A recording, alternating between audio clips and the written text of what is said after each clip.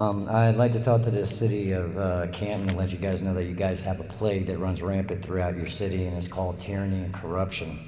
The bigger problem is that majority of that plague is responsible for the oversight of your public safety. Most likely, unfortunately, it's a lot of people in your city building as well as your Canton City police officers. I'd like for you guys maybe ask Jason Reese why he feels he runs a monarchy on the 7th floor. Ask him why his office is allowed to pick and choose the members that he's allowed to serve as far as the public is concerned. I'd like to ask why there was a sign posted, bailiff enforced, on your guys' window saying that you're close to the public and that the only way I can get in touch with you guys is via phone call. And this is over a year and a couple of months after the governor had already lifted the mandates from COVID.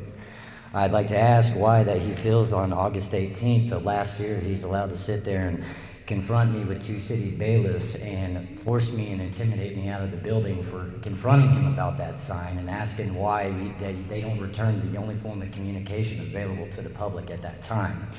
I'd like to ask why he denied me access to my city building September 1st in the presence of my son here while we were trying to go get records requests, using his own personal Gestapo group as his security bailiffs and having my son have to beg for get a drink of water.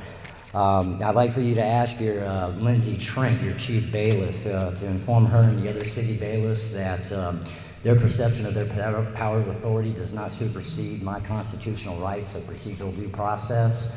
And unfortunately, I don't think they're going to fall on deaf ears because, according to her words, verbatim, my constitutional rights in the public procedural due process is nothing more than a state of an opinion.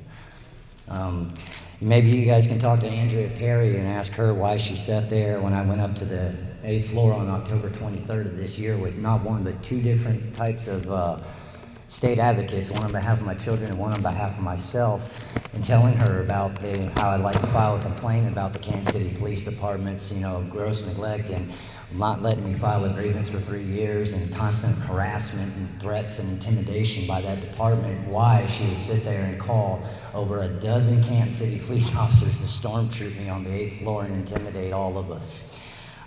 Just letting you guys know that this right here is called the Constitution of the United States of America.